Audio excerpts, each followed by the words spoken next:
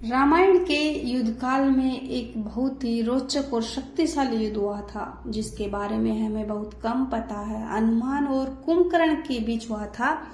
यह युद्ध लंका के युद्ध में तब हुआ जब रावण ने अपने शक्तिशाली भाई कुंभकर्ण को युद्ध के लिए बुलाया। लंका का युद्ध चल रहा था। रावण के अनेक योद्धा श्री राम की सेना से हार चुके थे। तब रावण ने अपने भाई कुंभकर्ण को जगाया और कुंभकर्ण बहुत बलशाली और विशाल शरीर वाला राक्षस था, जो 6 महीने की नींद में रहता था और एक बार जागने पर भयंकर रूप से भूखा और क्रोधित हो जाता था। जब कुंभकर्ण युद्ध भूमि में आया तो उसकी भयानक गरज से वानर सेना कांप उठी।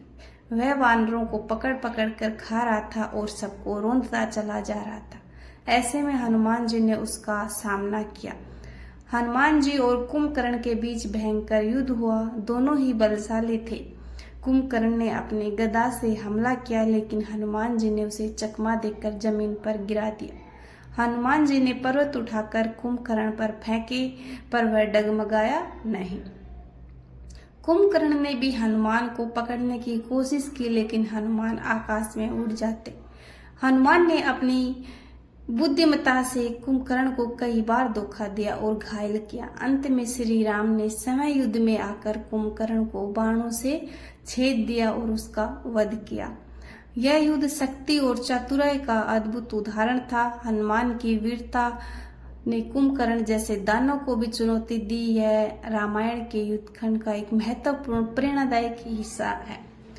और दूसरी है कि कुंभकर्ण से क्यों शर्त हारे हनुमान जी। कुंभकर्ण एक बहुत शक्तिशाली राक्षस था, जिसकी ताकत का सभी को अंदाजा था। यहाँ तक कि राम की सेना भी उसके बल से चौकन्नी थी। लेकिन हनुमान जी का चरित्र ऐसा है कि वह धर्म और भक्ति के लिए किसी से भी लड़ सकते हैं। युद्ध के दौरान हनुमान जी ने कुंभकर्ण के खिलाफ भी वीरता दिखाई थी और कई जगहों उन्होंने उसे घायल किया और राम की सेना की रक्षा की। शायद यह भ्रम इसलिए हुआ क्योंकि कुंभकर्ण का आकार और बल बहुत विशाल था, लेकिन डरना और सम्मान करना अलग बातें हैं।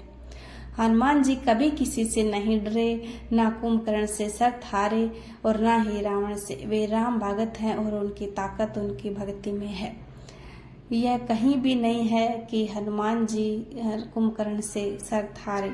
ये सब एक ऐसे ही लिखी गई बातें हैं। हनुमान जी बहुत ही शक्तिशाली और भक्त हैं, जो कि कलयुग के अजर अमर हैं और उनकी भक्ति जय श्री राम नाम से ही शुरू होती है और उसी में समाती है।